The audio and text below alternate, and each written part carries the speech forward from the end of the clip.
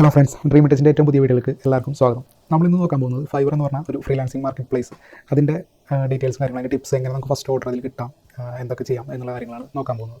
അപ്പോൾ ഫൈവർ അറിയാത്തവർക്ക് വേണ്ടി പറയാം, ഫൈവർ എന്ന് പറഞ്ഞത് ഒരു ഫ്രീലാൻസിങ് പ്ലാറ്റ്ഫോമാണ്. നമുക്ക് നമ്മുടെ സർവീസസ് ഓൺലൈനായിട്ട് അതിൽ കൂടി സെല് ചെയ്യാൻ പറ്റും. പക്ഷേ ഫൈവർ തുടങ്ങിയത് 2010 അപ്പോൾ അതിനുശേഷം ഇഷ്ടംപോലെ ഫ്രീലാൻസേഴ്സ് അതിൽ ജോയിൻ ചെയ്തിട്ട് ഇഷ്ടംപോലെ സർവീസസ് സെല് ചെയ്യുന്നുണ്ട്. അപ്പോൾ ഒരു പുതിയൊരു തുടക്കക്കാരന് പെട്ടെന്നൊരു വർക്ക് ഓർഡർ കിട്ടണമെങ്കിൽ കുറച്ച് പണിയാണ് ഫൈവറിൽ. ഞാനിപ്പോൾ ഒരു 8-9 വർഷമായി ഫൈവറിൽ വർക്ക് ചെയ്യുന്നുണ്ട്. അപ്പോൾ അതിൻ്റെ എക്സ്പീരിയൻസ് വെച്ചിട്ട് ഞാൻ കുറച്ച് ടിപ്സും കാര്യങ്ങളും നിങ്ങൾക്ക് പറഞ്ഞുതരാം. അപ്പോൾ നിങ്ങൾ അതൊന്ന് ട്രൈ ചെയ്ത് നോക്കാം, നിങ്ങൾക്ക് യൂസ്ഫുൾ ആവുമെന്ന് വിചാരിക്കുന്നു. അതുപോലെ തന്നെ ഇപ്പോൾ ഞാൻ ഇതിൽ എക്സാമ്പിൾ കാണിക്കുന്നുണ്ട്. ഇപ്പോൾ ഞാൻ ഇത് ഫ്ലയർ ഡിസൈൻ്റെ കാറ്റഗറി എടുത്തിട്ടുണ്ട്. ഇതിൽ നിങ്ങൾക്ക് കാണാൻ പറ്റും കുറേ സർവീസ് ഉണ്ട്, ഇഷ്ടംപോലെ ഉണ്ട്. ഞങ്ങൾക്കൂടെ 32,557 സർവീസ് അവൈലബിൾ എന്ന് കാണിക്കുന്നുണ്ട്. അപ്പോൾ അത്രയും സെല്ലേഴ്സ് ഇതിൽ ഫ്ലയർ ഡിസൈൻ എന്ന് പറഞ്ഞ കാറ്റഗറിയിൽ സെല് ചെയ്യുന്നുണ്ട്. നമ്മളിപ്പോൾ ഈ ഒരു ഫ്ലയർ ഡിസൈൻ കാറ്റഗറി ചൂസ് ചെയ്യുമ്പോൾ നമുക്ക് ഇതിൽ നിന്ന് യൂണീക്കായി നിൽക്കണം, എന്നാൽ മാത്രമേ നമ്മൾ സർവീസ് ബയേഴ്സ് സെലക്ട് ചെയ്യാനുള്ള ചാൻസ് ഉള്ളൂ. അതുപോലെ തന്നെ നിങ്ങൾക്ക് കാണാൻ പറ്റും, ഇത് ഗ്രാഫിക് ഡിസൈൻ എടുക്കുമ്പോൾ നമുക്കതിൽ ഫ്ലയർ ഡിസൈൻ കാറ്റഗറിയാണ്. അപ്പോൾ അത് ഈ ഫസ്റ്റ് പേജിൽ വരാനുള്ളതൊരു പ്രിയോറിറ്റിയാണ്. ആ ഫസ്റ്റ് പേജിൽ വന്നു കഴിഞ്ഞാൽ തന്നെ നമുക്ക് കുറച്ച് ഓർഡേഴ്സ് ഇഷ്ടംപോലെ വരും. അപ്പോൾ അത് റാങ്കിങ് ബേസിലാണ് ഇത് വരുന്നത്. അതുപോലെ ഫൈവറിൻ്റെ അൽഗോരിതം വെച്ചിട്ട് അത് റൊട്ടേറ്റ് ചെയ്തുകൊണ്ടിരിക്കും. അപ്പോൾ അത് നിങ്ങൾ ശ്രദ്ധിക്കണം. അപ്പോൾ അത് വരാനുള്ള ടിപ്പ് ഞാൻ പറഞ്ഞാൽ എങ്ങനെയാണ് ട്രൈ ചെയ്ത് കഴിഞ്ഞാൽ വർക്കാവുമെന്ന് വിചാരിക്കുന്നത്. അപ്പോൾ നിങ്ങൾ ഫസ്റ്റ് ഇപ്പോൾ ഫ്ലയർ ഡിസൈനാണ് ചൂസ് ചെയ്യുന്നുണ്ടെങ്കിൽ കറക്റ്റ് ടൈറ്റിൽ കാര്യങ്ങൾ ചൂസ് ചെയ്യാം ഗിഗ് ക്രിയേറ്റ് ചെയ്യുമ്പോൾ. അപ്പോൾ ഇതിൽ കാണാൻ പറ്റും ഐ വിൽ ഡിസൈൻ ക്രിയേറ്റ് എന്നുള്ള സംഭവമാണ്. ഐ വിൽ എന്നുള്ളത് നമ്മളെ ടൈറ്റിൽ ഡിഫോൾട്ടായിട്ട് ഉണ്ടാവും. അപ്പോൾ അതിന് ശേഷമുള്ളതാണ് നമ്മൾ ഇടേണ്ടത് ക്യാപ്ഷൻ ക്രിയേറ്റ് ചെയ്യുമ്പോൾ. അപ്പോൾ അതിൽ അട്രാക്റ്റീവ് ആയിട്ടുള്ള ക്യാപ്ഷൻസ് ചൂസ് ചെയ്യാൻ ശ്രമിക്കാം. അത് വെറുതെ ഒരു ക്യാപ്ഷൻ മാത്രമല്ല, നമ്മൾ ഏത് സർവീസാണ് സെല് ചെയ്യുന്നത് അതിന് മാച്ചായിട്ടുള്ള ക്യാപ്ഷൻ തന്നെ കൊടുക്കണം. പക്ഷേ വേറെ ആൾക്കാരെ ക്യാപ്ഷൻസ് കോപ്പി ചെയ്യാണ്ട് സ്വന്തമായിട്ട് യൂണിക്കായിട്ട് ക്രിയേറ്റ് ചെയ്യാം. കോപ്പി ചെയ്ത് പേസ്റ്റ് ചെയ്ത് കഴിഞ്ഞാൽ ഫൈവറിലെ അൽഗോരിതം അത് ഡിറ്റക്ട് ചെയ്യും, നമ്മളെ ഫൈവറിൽ ഓർഡർ കിട്ടാൻ ചാൻസ് കുറവാകും. അതുപോലെ ഡിസ്ക്രിപ്ഷനും കോപ്പി ചെയ്യാൻ പാടില്ല. നമ്മൾ തന്നെ ക്രിയേറ്റ് ചെയ്തിട്ട് ഒരു യൂണിക്കായിട്ടുള്ള ഡിസ്ക്രിപ്ഷൻ ഗിഗ് ക്രിയേറ്റ് ചെയ്യുമ്പോൾ നിങ്ങൾ ഇടാം. ഓക്കെ. അപ്പോൾ രണ്ടാമത്തെ ടിപ്പ് എന്ന് പറയുന്നത് കീവേഡ് റിസർച്ചാണ്. നമ്മൾ ക്യാപ്ഷൻ കാര്യങ്ങൾ ക്രിയേറ്റ് ചെയ്യുമ്പോൾ അല്ലെങ്കിൽ ഡിസ്ക്രിപ്ഷൻ ക്രിയേറ്റ് ചെയ്യുമ്പോൾ ആ കീവേഡ് നമ്മൾ കറക്റ്റായിട്ട് നമ്മുടെ ഡിസ്ക്രിപ്ഷനിലും ക്യാപ്ഷനിലും ഇൻക്ലൂഡ് ചെയ്യാൻ നോക്കാം. കീവേഡ് എന്ന് വെച്ച് കഴിഞ്ഞാൽ ഇപ്പോൾ ഫ്ലയർ ഡിസൈൻ ആണെന്നുണ്ടെങ്കിൽ ഒരു ഫ്ലയർ ഡിസൈൻ സർവീസ് ചൂസ് ചെയ്യാൻ വരുന്ന ഒരു ബയർ എന്തായിരിക്കും അവർ നമ്മൾ സെർച്ച് ചെയ്യാം. ആ ഒരു കീവേഡ് നമ്മൾ മുൻകൂട്ടി കണ്ടിട്ട് നമ്മളെ ഡിസൈനിലല്ല ഡിസ്ക്രിപ്ഷനിൽ ടൈറ്റിൽ ഇൻക്ലൂഡ് ചെയ്യാം. അപ്പോൾ സെർച്ച് ബാറിൽ എന്താണ് അവർ സെർച്ച് ചെയ്യുക, കറക്റ്റ് കീവേഡ് നമ്മളെ ഡിസ്ക്രിപ്ഷനിലും അല്ലെങ്കിൽ ടൈറ്റിലും ഇൻക്ലൂഡ് ചെയ്യാൻ നോക്കാം. നമ്മൾ ഇതിനെ സർവീസിന് മാച്ചായിട്ടുള്ള കീവേഡ് യൂസ് ചെയ്യാം. അത് ബയേഴ്സ് ഏതാ ടൈപ്പ് ചെയ്യാന്നുള്ളത് നമ്മൾ മുൻകൂട്ടി കണ്ടിട്ട് ഇൻക്ലൂഡ് ചെയ്യാൻ നോക്കാം. ടോപ്പ് കീവേഡ്സ് ഒരുപാടല്ല, 5-4 കീവേഡ്സ് നമ്മൾ ഇൻക്ലൂഡ് ചെയ്യാം. കീവേഡ്സ് എന്ന് പറയുമ്പോൾ വലിയ സംഭവമൊന്നുമല്ല, നമ്മുടെ സർവീസിന് എന്ത് സെർച്ച് ചെയ്താലും കൂടുതൽ കിട്ടാന്നുള്ളത് കാണിക്കുന്ന ഒരു സംഭവമാണ്. അപ്പോൾ കറക്റ്റായിട്ടുള്ള കീവേഡ്സ് ഇൻക്ലൂഡ് ചെയ്യാം. പിന്നെ നമ്മൾ ഫസ്റ്റ് പറയാൻ വിട്ടുപോയി, ഫൈവറിലൊരു പ്രൊഫൈൽ ക്രിയേറ്റ് ചെയ്യുമ്പോൾ നമ്മൾ യൂണീക്കായിട്ടുള്ള പേരല്ല കൊടുക്കേണ്ടത്, നമ്മൾ ഒറിജിനൽ പേര് തന്നെ കൊടുത്തിട്ട് എടുക്കുന്നതായിരിക്കും കൂടുതൽ നല്ലത്. കാരണം ഒരു ട്രസ്റ്റ് ബിൽഡ് ചെയ്യാൻ വേണ്ടിയിട്ട് അത് ഭയങ്കര ഹെൽപ്ഫുള്ളാവും. അപ്പോൾ നമ്മൾ ഒറിജിനൽ പേരും നമ്മളെ ഫോട്ടോയും കൊടുത്തു കഴിഞ്ഞാൽ ബയേഴ്സിന് കൂടുതൽ അട്രാക്റ്റ് ആവും. അപ്പോൾ നമ്മൾ മെയിനായിട്ടുള്ള പേര് കൊടുക്കാൻ നോക്കാം. ക്രിയേറ്റ് ചെയ്യുമ്പോൾ വെറുതെ ഒരു സിമ്പിളായിട്ടുള്ള പേര് കൊടുക്കാണ്ട് നമ്മൾ പേരിന് കൊടുക്കാൻ ശ്രദ്ധിക്കുക. അതൊരു ഇമ്പോർട്ടൻ്റ് ആണ് ഇപ്പോൾ. അപ്പോൾ അത് നോക്കാം. പിന്നെ നമ്മൾ വർക്ക് ക്രിയേറ്റ് ചെയ്യുമ്പോൾ 3 നമുക്ക് ഇപ്പോൾ എക്സാമ്പിൾ ഞാൻ പഠിച്ചിട്ടുണ്ട്. ഒരു സർവീസാണ് ഒരു ഫ്ലയർ ഡിസൈൻ ഒരാളത് ക്യാഷ് ആപ്പി എന്നാണ് പറഞ്ഞിട്ടുള്ളത്. അപ്പോൾ ഇതിൽ ഫസ്റ്റത്തെ 3 ഇമേജസ് കാണാൻ പറ്റും. ഇത് നമുക്ക് നമ്മളെ ഗിഗിൽ ആഡ് ചെയ്യാൻ പറ്റും. ഫസ്റ്റ് ഒരു വീഡിയോ അതുപോലെ 3 ഇമേജസ് നമുക്ക് നമ്മൾ ഇതിൽ ഇൻക്ലൂഡ് ചെയ്യാൻ പറ്റും. അപ്പോൾ ഫസ്റ്റത്തെ വീഡിയോ നമ്മൾ ഏത് സർവീസാണോ ഇട്ടിട്ടുള്ളത് ആ സർവീസിൻ്റെ പറ്റിയിട്ടുള്ള വീഡിയോ ആയിരിക്കും. നമുക്കത് വേണമെങ്കിൽ നമ്മളൊരു വീഡിയോയിൽ നിന്നിട്ട് നമ്മൾ സർവീസ് ഡിസ്ക്രൈബ് ചെയ്യണ ഒരു വീഡിയോ ആയിട്ട് നമുക്ക് ഇടാം. അത് ഭയങ്കര ഇതായിരിക്കും, റീച്ചായിരിക്കും. നമുക്ക് നമ്മളെ ഫേസ് കാണിച്ചുകൊണ്ട് നമ്മൾ പറയുന്നത് നമ്മൾ എന്ത് സർവീസാണ് ഈ ഒരു ഗിഗിലൂടെ നമ്മൾ ഓഫർ ചെയ്യുന്നത്. അങ്ങനെ ഒരു വീഡിയോ നമുക്ക് അപ്ലോഡ് ചെയ്ത് കഴിഞ്ഞാൽ കൂടുതൽ റീച്ച് കിട്ടാൻ അല്ലെങ്കിൽ ഓർഡേഴ്സ് കിട്ടാൻ സഹായിക്കും. അതുപോലെ നമുക്കിപ്പോൾ വീഡിയോ ഇല്ലെങ്കിൽ വീഡിയോ ഇൻക്ലൂഡ് ചെയ്താലും കുഴപ്പമില്ല, 3 ഇമേജസ് ആയാലും ചൂസ് ചെയ്യാം. അപ്പോൾ ഇമേജസ് ചൂസ് ചെയ്യുമ്പോൾ നമ്മൾ ആ ഫൈവറിന് ഇപ്പോൾ ഫ്ലയർ ഡിസൈൻ ബിസിനസ് ഫ്ലയറാണ് ഇപ്പോൾ ഇതിൽ കൊടുത്തിട്ടുള്ളത്, event flyer or business flyer. അപ്പോൾ അതിന് റിലേറ്റ് ചെയ്തിട്ടുള്ള ഇമേജസ് 3 ഇടാൻ നോക്കാം. നമ്മൾ ബിസിനസ് ഒരു മോക്കപ്പ് രീതിയിലൊക്കെ ഇടണമായിരിക്കും നല്ലത്. പിന്നെ ഗൂഗിളിൽ നിന്ന് എടുത്തിട്ട് ഒരിക്കലും ഇടരുത്. കുറേ പേര് അങ്ങനെ മിസ്റ്റേക്ക് ചെയ്യുന്നുണ്ട്. ഗൂഗിളിൽ നിന്ന് എടുത്തിട്ട് അങ്ങനെ ഇടാൻ പാടില്ല. അത് ഫൈവറിനെ എഗൻസ്റ്റാണ്. അവർ കണ്ടു കഴിഞ്ഞാൽ റിമൂവ് ആക്കും, ചിലപ്പോൾ വാണിംഗ് കിട്ടും, ചിലപ്പോൾ നമ്മുടെ അക്കൗണ്ട് തന്നെ ബേണായി പോകും. അപ്പോൾ നമ്മൾ ഒറിജിനൽ വർക്ക് തന്നെ ആ ഒരു ഇതിലിടാം, 3 ഇമേജസ് അപ്ലോഡ് ചെയ്യാം. പിന്നെ അതിന് ശേഷം വരുന്നത് ക്ലയൻസ് നമ്മൾ ഓർഡേഴ്സ് കിട്ടിയതിന് ശേഷം അവർ റിവ്യൂ ഇട്ടാൻ്റെ അവർക്ക് ചെയ്ത് കൊടുത്ത ഒരു വിഷയമാണ് ഇതിൽ അടുത്തൊക്കെ കാണിക്കുന്നത്. അവർ റേറ്റിംഗ് കാര്യങ്ങളും നമുക്ക് ഐഡിയിൽ കാണാൻ പറ്റും. അതുപോലെ 3 പാക്കേജ് നമുക്ക് ചൂസ് ചെയ്യാൻ പറ്റും. ബേസിക്, സ്റ്റാൻഡേർഡ്, പ്രീമിയം എന്നുള്ളത് നമുക്ക് ഇഷ്ടമുള്ള പേര് കൊടുക്കാം. 3 പാക്കേജ് നമുക്ക് അതിനനുസരിച്ച് ചൂസ് ചെയ്തിട്ട് അത് ഞാൻ അടുത്തൊരു വീഡിയോയിൽ ഡീറ്റെയിൽ ആയിട്ട് പറയാം. ഓക്കെ. അപ്പോൾ നമ്മൾ അടുത്ത ടിപ്പ് എന്ന് പറയുന്നത് നമ്മൾ പ്രൈസിങ് സെറ്റ് ചെയ്യുക എന്നുള്ളതാണ്. അപ്പോൾ ഫൈവറിൽ നിങ്ങൾക്കറിയാം $5 മിനിമം സ്റ്റാർട്ടിങ്ങിൽ നമുക്ക് സെറ്റ് ചെയ്യാൻ പറ്റുന്ന ഒരു ലിമിറ്റ് പ്രൈസ്. അപ്പോൾ നമ്മൾ ഫസ്റ്റ് തന്നെ ഒരു ബിഗ് പ്രൈസ് വെച്ച് കഴിഞ്ഞാൽ ഇപ്പോൾ $50, ഇപ്പോൾ നമ്മൾ സർവീസ് ഫയർ ഡിസൈൻ തന്നെയാണ് അതിലത്തെ സെല്ലേഴ്സാണ് ഇതൊക്കെ. അവർ ഓഫർ ചെയ്യുന്ന സർവീസാണ് ഇപ്പോൾ കാണുന്നത്. അപ്പോൾ അതിൽ പല ഡിഫറെൻറ്റ് പ്രൈസ് കാണാൻ പറ്റും. ഇത് ഇവിടെ കാണിക്കുന്നത് അവരുടെ പാക്കേജിൽ ഇപ്പോൾ 3 പാക്കേജ് ഉണ്ടെങ്കിൽ അതിൽ ഏറ്റവും കുറവ് പ്രൈസാണ് ഫസ്റ്റ് ഇതിൽ ഇങ്ങനെ കാണിക്കുക. ഇതെടുത്ത് കഴിഞ്ഞാൽ പാക്കേജിൽ നമുക്ക് ബാക്കിയുള്ള കാണാൻ പറ്റും. അപ്പോൾ നിങ്ങൾക്ക് ഇവിടെ കാണാം $50 ഉണ്ട്, $5 ഉണ്ട്, $15 ഉണ്ട്, $10 ഉണ്ട്. ഇപ്പോൾ നിങ്ങളൊരു ബയർ ആണെങ്കിൽ നിങ്ങളിതിൽ ഏത് ചൂസ് ചെയ്യാന്നുള്ളത് ഒന്ന് ആലോചിച്ച് നോക്കാം. ഭയങ്കര എമൗണ്ടിൻ്റെത് നിങ്ങൾ അത്രയും റിച്ച് ആണെങ്കിൽ മാത്രമേ, അത്ര ഇമ്പോർട്ടൻ്റ് ആണെങ്കിൽ മാത്രമേ അത് ചൂസ് ചെയ്യുള്ളൂ. നോർമൽ ഒരാൾ ഒന്നുമില്ലെങ്കിൽ $15 അല്ലെങ്കിൽ ഏറ്റവും കുറവാണെങ്കിൽ കൂടുതൽ $5 ആയിരിക്കും ചൂസ് ചെയ്യുക. അപ്പോൾ നിങ്ങൾ സ്റ്റാർട്ടിംഗ് ആണെങ്കിൽ ഫസ്റ്റ് ഒരു $5 തന്നെ സ്റ്റാർട്ട് ചെയ്യാൻ നോക്കാം. അതിനുശേഷം നിങ്ങൾക്ക് നിങ്ങളുടെ പ്രൈസ് അല്ലെങ്കിൽ പാക്കേജ് ചേഞ്ച് ചെയ്തിട്ട് പ്രൈസ് ഇൻക്രീസ് ചെയ്യാം. അപ്പോൾ ഒരു $5 അല്ലെങ്കിൽ ഒരു $10 എങ്കിലും സെറ്റ് ചെയ്യാം. ഫസ്റ്റ് കൂടുതൽ എമൗണ്ട് സെറ്റ് ചെയ്ത് കഴിഞ്ഞാൽ ചാൻസസ് കുറവായിരിക്കും ഫസ്റ്റ് ഓർഡർ കിട്ടാൻ വേണ്ടിയിട്ട്. അപ്പോൾ അതൊരു ടിപ്പ്. നമുക്ക് എമൗണ്ട് ഒരു മീഡിയം സെറ്റ് ചെയ്യാം, എന്നാൽ കൂടുതൽ ബയേഴ്സ് അത് കണ്ടിട്ട് നമ്മൾ സർവീസ്. അപ്പോൾ നമുക്ക് തീരെ റിവ്യൂവും കാര്യങ്ങളൊന്നും ഇല്ലെങ്കിൽ ഫസ്റ്റായിട്ട് നമ്മൾ ചൂസ് ചെയ്യണമെങ്കിൽ അവർക്കൊരു അഡ്വാൻറ്റേജ് വേണമല്ലോ. അപ്പോൾ ഒരു പ്രൈസ് കുറവുള്ളത് നോക്കിയിട്ട് അവർ ചൂസ് ചെയ്ത് കഴിഞ്ഞാൽ നമുക്ക് റിവ്യൂസും കാര്യങ്ങളൊക്കെ കിട്ടി പിന്നീട് അത് ഇൻക്രീസ് ചെയ്യാം നമുക്ക് പ്രൈസ്. അപ്പോൾ അതൊന്ന് ശ്രദ്ധിക്കാം. അടുത്ത ടിപ്പ്, നമ്മൾ എല്ലാ കാര്യങ്ങളും സെറ്റ് ചെയ്തതിന് ശേഷം നമ്മളേക്ക് നല്ല ഡിസ്ക്രിപ്ഷനും അതുപോലെ യൂണിക് ക്യാപ്ഷനും അതുപോലെ നല്ല നമ്മളെ വർക്കിൻ്റെ ഇമേജസും അപ്ലോഡ് ചെയ്തതിന് ശേഷം എല്ലാം കംപ്ലീറ്റ് സെറ്റ് ചെയ്തതിന് ശേഷം നമ്മൾ ഫൈവർ ഫോറം എന്ന് പറഞ്ഞിട്ടൊരു സെക്ഷൻ ഉണ്ട്.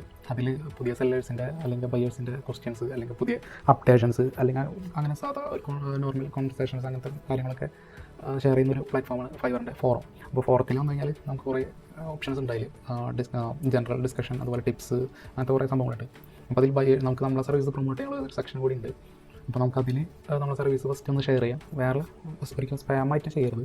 കറക്റ്റ് ആ ഒരു കാറ്റഗറി മാത്രം പോയിട്ട് പോസ്റ്റ് ചെയ്യാം. അത് ഒരു പ്രാവശ്യം മാത്രം പോസ്റ്റ് ചെയ്യാം, റിപ്പീറ്റായിട്ട് പോസ്റ്റ് ചെയ്യാണ്ടിരിക്കാം.